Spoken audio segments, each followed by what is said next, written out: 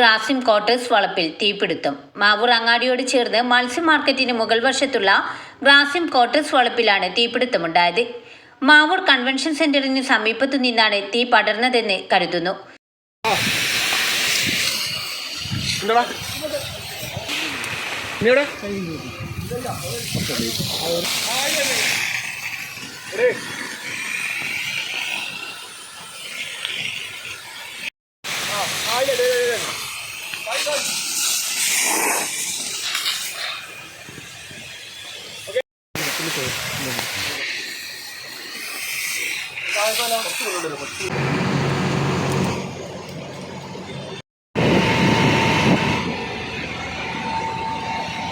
ചൊവ്വാഴ്ച ഉച്ചയ്ക്ക് 2 മണിയോടെയാണ് തീപിടുത്തം ശ്രദ്ധയിൽപ്പെട്ടത്.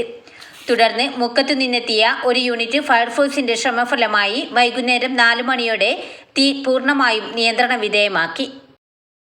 വാർത്തകൾ നേരത്തെ അറിയാൻ ഫേസ്ബുക്ക് പേജ് ലൈക്ക് ചെയ്യൂ, ചാനൽ സബ്സ്ക്രൈബ് ചെയ്യൂ.